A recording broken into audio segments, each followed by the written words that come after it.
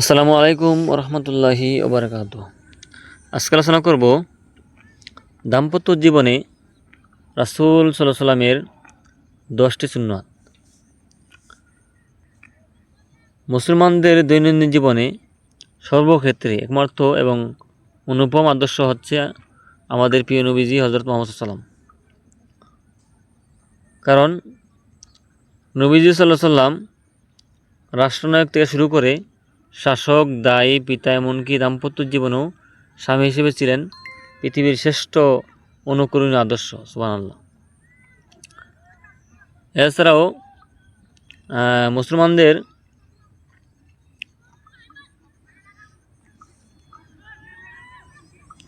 প্রিয় নবী সাল্লাল্লাহু আলাইহি ওয়াসাল্লাম এমন অনেক সুন্নত আছে যেগুলো অনুকরণ করলে গড়ে ওঠে স্বামী স্ত্রীর দাম্পত্য সুখী জীবন। নবীজি সাল্লাল্লাহু আলাইহি ওয়াসাল্লাম দাম্পত্য জীবনের এই জ্বলন্ত প্রমাণ।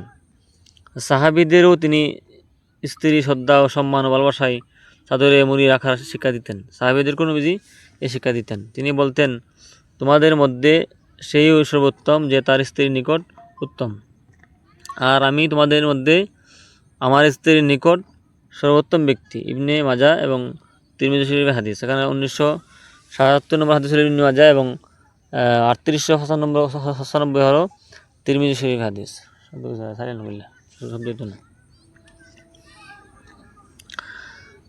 চলুন আজকে জেনে নেই রাসূলুল্লাহ সাল্লাল্লাহু আলাইহি ওয়াসাল্লামের 10টি সুন্নত যেগুলো ব্যক্তিগত জীবনে কেউ যদি চর্চা করে তাহলে দাম্পত্য জীবনও সত্যিকারের সুখী মানুষ হয়ে উঠতে পারবেন। সুবহানাল্লাহ।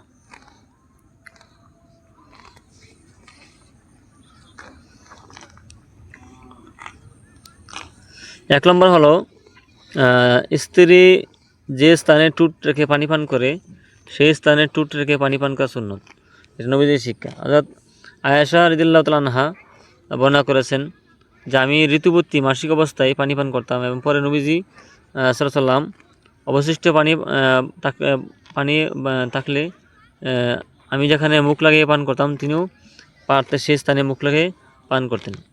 আবার আমি ঋতুবতী অবস্থায় হার খেয়ে তা নবীজি সাল্লাল্লাহু আলাইহি ওয়াসাল্লাম দিলে আমি যেখানে মুখ লাগিয়েছিলাম তিনিও সেখানে মুখ লাগিয়ে খেতেন। মুসলিম শরীফ হাদিস। নবীজি স্ত্রী মা আয়েশা রাদিয়াল্লাহু আনহা পানির পাত্রে যে পানি রাখতেন, নবীজি যেখানে মুখ লাগিয়ে মা আয়েশা যেখানে মুখ লাগিয়ে পানি খেয়েছেন নবীজিও সেখানে মুখ লাগিয়ে পানি খেতেন। এবং মা আয়েশা রাদিয়াল্লাহু আনহা হাড্ডি খাওয়ার পরে যে হাড্ডির যেই স্থানে উনি মুখ লাগিয়ে হাড্ডি চিপেছেন নবীজিও সেখানে মুখ লাগাইতেন।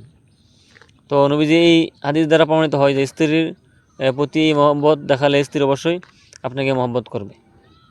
কিন্তু বর্তমান সমাজে আমরা স্ত্রীর পানি খেলে এই পানি আমরা অনেকে পুরুষ খাই না, বা স্ত্রীর মুখের মধ্যে নাবাক থাকে এই থাকে বলে আমরা ঘৃণা করে খাই না। অথচ নবীজির হাদিস থেকে এই জিনিসটা প্রমাণ যে স্ত্রীর যে স্থানে মুখ লেগে খেয়েছেন ওই স্থানে মুখ লেগে খাওয়া। 2 নম্বর হলো স্ত্রীর কাছ থেকে চুল আঁচড়ে নেওয়া সুন্নত।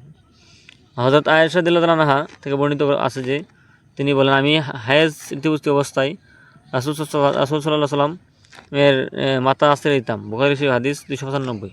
নবীজি বলছেন যে যখন আমার মাসিক ঋতুস্রাব ছিল ওই অবস্থায় আমি নবীজির মাথার চুল আঁচড়ে দিতাম। অনেক পুরুষ আছে যারা ওনার স্ত্রী যদি মাসিক থাকে তাহলে স্ত্রীকে কাছেই বিটতে দেন না। তাদেরকে বলি আপনারা এই হাদিস থেকে শিক্ষা নেন। 3 নম্বর হলো স্ত্রীর কোলে মাথা রেখে ঘুমানো সুন্নত।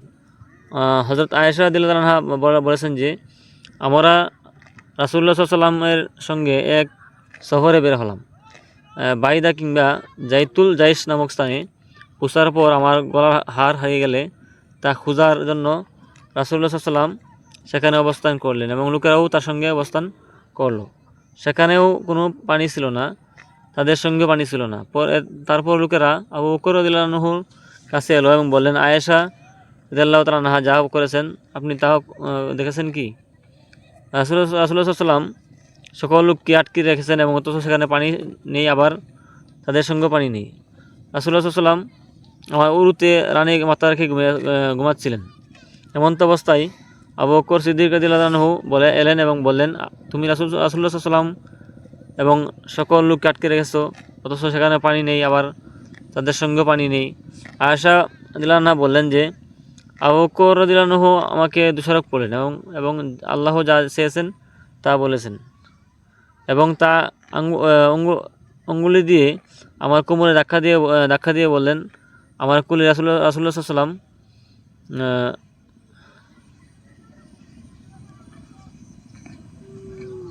আমার কুলে রাসূলুল্লাহ সাল্লাল্লাহু আলাইহি ওয়াসাল্লাম মেয়ের অবস্থান কি আমার নাড়াচাড়া করতে বাধা দিল। পানিবিহীন অবস্থায় বুড়ে রাসূলুল্লাহ সাল্লাল্লাহু আলাইহি ওয়াসাল্লাম ঘুম থেকে উঠলেন। তখন আল্লাহ তাআলা তায়াম্মুমের আয়াত অবতীর্ণ করলেন। নবীজি আয়েশা রাদিয়াল্লাহু আনহা কুলের মধ্যে শুয়েছিলেন, অথচ সেখানে পানি ছিল না। তখন সমস্ত সাহাবা কেরাম পানির জন্য কীভাবে নামাজ পড়বেন, কীভাবে কী করবেন, তখন আল্লাহ রাব্বুল আলামিন তখনই সেখানে তায়াম্মুমের আয়াত নাযিল করলেন। তখন থেকে মানুষ তায়াম্মুম করার বিধান নাযিল হলো, এবং পানি না থাকলে যে তায়াম্মুম করতে হবে তখন থেকে এই বিধান নাযিল হলো। তখন সবাই তায়াম্মুম করলো, এবং তখন উবাইদ ইবনুল হুজাই বলেন হে আবু বকর এর বংশধর, এটাই আপনাদের কারণে পাওয়া প্রথম বারাকাত নয়, বলতে এটাই আবু বকরের বংশধরের মধ্যে এটাই এর মাধ্যমে তায়াম্মুম নাযিল হয়েছে, এর মাধ্যমেই তায়াম্মুম পেয়েছে। তখন এর আগে তায়াম্মুম ছিল না। হযরত আম্মা জান আয়েশা রাদিয়াল্লাহু আনহা বলেন যে উটের উপর আমি ছিলাম, তাকে আমরা উঠলাম এবং দেখি হাড়টি তার নিচে, যদি হাড়টি হারিয়ে ছিল, কিন্তু পরে হাড়টি পাওয়া গেছে। তো এই ঘটনা থেকে এটা হলো যে তায়াম্মুমে যে নাযিল হয়েছিল তার শানে নজুল। এখানে হাদিসের মধ্যে উল্লেখ করেছে যে নবীজির স্ত্রীর কুলে মাথা রেখে শুয়েছিলেন। তো আমার এখান থেকে শিক্ষা হলো যে আমাদের স্ত্রীর কুলে মাথা রেখে শুতে পারবো। এরপরে 4 নম্বর হলো স্ত্রীর সঙ্গে দূরের প্রতিযোগিতা করা। স্ত্রীর সঙ্গে কি দূরের প্রতিযোগিতা করা সুন্নত। হযরত আয়েশা রাদিয়াল্লাহু আনহা বর্ণনা করেছেন যে তিনি এক সফরে নবীজি সাল্লাল্লাহু আলাইহি ওয়াসাল্লামের সঙ্গে ছিলেন। তিনি বলেন আমি তার সঙ্গে দূর প্রতিযোগিতা করে তার আগে চলে গেলাম। এরপর আমি মোটা হয়ে যাওয়ার পর তার সঙ্গে আবারও দূরে প্রতিযোগিতা করলাম। এবার তিনি আমাকে পেছনে ফেলে দিলেন, বিজয়ী হলেন। তিনি বলেন এই বিজয় সেই বিজয়ের বদলা। আবু দাউদ শরীফ হাদিস। এই ঘটনাটা নবীজি বলেন একদিন নবীজি আম্মা জান আয়েশা রাদিয়াল্লাহু তাআলা আনহা সাথে দূর দিলেন। তখন আম্মা জান আয়েশা রাদিয়াল্লাহু আনহা নবীজি আগে চলে গেলেন। আগে চলে যাওয়ার কারণে পরে আর একদিন নবীজির সঙ্গে আবার দূরের প্রতিযোগিতা হলো। তখন আম্মা জান আয়েশা একটু মোটা হয়ে গেছিলেন। তখন নবীজি আগে চলে গেলেন। তখন নবীজি বলেন আয়েশা ওই দিন যে আমাকে হারাইছিলা, আজকে এটা বদলা নিলাম। তো এটা আসলে এখানে মজা করলেন, স্ত্রীর সঙ্গে দূরের প্রতিযোগিতা করলেন। এটা করলে স্ত্রীর সাথে মহব্বত বাড়ে। তারপর 5 নম্বর হলো স্ত্রীর সঙ্গে গোসল করা সুন্নত। হযরত আয়েশা রাদিয়াল্লাহু তাআলা আনহা বর্ণনা করেছেন যে আমি নবীজি সাল্লাল্লাহু আলাইহি ওয়াসাল্লাম একই পাত্র থেকে পানি নিয়ে গোসল করতাম, সেই পাত্রকে ফারাক বলা হয়। বুখারী শরীফ হাদিস। এবারে 6 নম্বর হলো স্ত্রীর কুলে হেলান দিয়ে কোরআন তেলাওয়াত করা সুন্নত। হযরত আয়েশা রাদিয়াল্লাহু আনহা বর্ণনা করেছেন যে নবীজি সাল্লাল্লাহু আলাইহি ওয়াসাল্লাম আমার কুলে হেলান দিয়ে কোরআন তেলাওয়াত করতেন, আর তখন আমি হায়াজের অবস্থা ছিলাম। বুখারী শরীফ হাদিস। এসবগুলো হাদিস আম্মা জান আয়েশা রাদিয়াল্লাহু তাআলা থেকে বর্ণিত হয়েছে। 7 নম্বর হলো স্ত্রী মেশক দিয়ে দাঁত মাজা সুন্নত।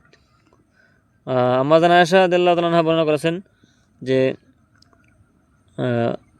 আব্দুর রহমান ইবনুল আবু বকর রাদিয়াল্লাহু তাআলা আনহু নবীজি সাল্লাল্লাহু আলাইহি ওয়াসাল্লামের কাছে এলেন। তখন আমি নবীজি সাল্লাল্লাহু আলাইহি ওয়াসাল্লামকে আমার বুকে হেলান দিয়ে অবস্থায় রেখেছিলাম। আব্দুর রহমানের হাতে তাজা মেশকের ডাল ছিল, যা দিয়ে সে দাঁত পরিষ্কার করছিল। তখন নবীজি তার দিকে দৃষ্টি নিবদ্ধ করলেন। আমি মেশকটি নিলাম এবং তাসিবে নরম করে নিলাম। তারপর নবীজি সাল্লাল্লাহু আলাইহি ওয়াসাল্লামকে দিলাম। তখন নবীজি সাল্লাল্লাহু আলাইহি ওয়াসাল্লাম তার হাত দিয়ে মর্দন করলেন, এবং আমি তাকে এর আগে এত সুন্দরভাবে মেশক করতে কখনো দেখিনি। এর থেকে অবসর হয়ে রাসূলুল্লাহ সাল্লাল্লাহু আলাইহি ওয়াসাল্লাম তার উভয় হাত ও আঙুল উপরে উঠিয়ে 3 বার বললেন, উচ্চ সময়সীন বন্ধুর সঙ্গে মিলিত হতে চাই। তারপর তিনি ইন্তিকাল করলেন। হযরত আয়েশা রাদিয়াল্লাহু আনহা বলতেন নবীজি সাল্লাল্লাহু আলাইহি ওয়াসাল্লাম আমার বুক ও থুতনির মাঝে ইন্তিকাল করেছেন। বুখারী হাদিস। এই ঘটনার মধ্যে নবীজি এখানে নবীজি শুয়ে আছেন মাদানা আয়েশা রাদিয়াল্লাহু আনহার বুকের মধ্যে। এই অবস্থায় উনি একজন সাহাবী একটা মেশক নিয়ে আসলো। তখন নবীজি ওই মেশকটার দিকে তাকালেন, তখন মাদানা আয়েশা মেশকটা হাতে নিলেন, হাতে নিয়ে চিবিয়ে নরম করে নবীজিকে দিলেন। নবীজি তা দিয়ে মেশক করলেন। মেশক করার পরে তখন নবী মাদানা আয়েশা বললেন যে নবীজিকে এত সুন্দর করে মেশক করতে আর কখনো দেখিনি। তারপরে নবীজি ইন্তিকাল করলেন। তো মাদানা আয়েশা বলতেন যে নবীজি আমার বুকের মধ্যে ইন্তিকাল করেছেন। সুবহানাল্লাহ।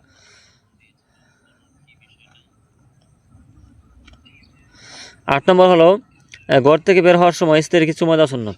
হযরত আয়েশা রাদিয়াল্লাহু আনহা বর্ণনা করেছেন যে রাসূলুল্লাহ সাল্লাল্লাহু আলাইহি ওয়াসাল্লাম তার এক স্ত্রীকে চুমা দিলেন, এরপর নামাজ আদায়ের জন্য বেরিয়ে গেলেন, কিন্তু উজু করেননি। আমি বললাম, আপনি সেই ব্যক্তি। এতে তিনি আয়েশা রাদিয়াল্লাহু আনহা হাসলেন। ইবনে মাজাহ হাদিস শরীফের 502 নম্বর হাদিস। 9 নম্বর হলো স্ত্রীর প্রশংসা করা সুন্নত। হযরত আবু মুসা রাদিয়াল্লাহু তাআলা আনহু বর্ণনা করেছেন রাসূলুল্লাহ সাল্লাল্লাহু আলাইহি ওয়াসাল্লাম বলেছেন, পুরুষের মধ্যে অনেকেই পূর্ণতা অর্জন করেছেন, কিন্তু নারীদের মধ্যে কি ফেরাউনের স্ত্রী আসিয়া এবং ইমরানের কন্যা মারিয়াম ছাড়া কেউ পূর্ণতা অর্জনে সক্ষম হয়নি।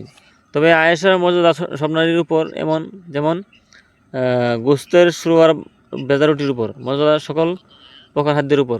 বুখারী 34 অর্থাৎ আয়েশা রাদিয়াল্লাহু আনহা সমস্ত নারীর চেয়ে শ্রেষ্ঠ।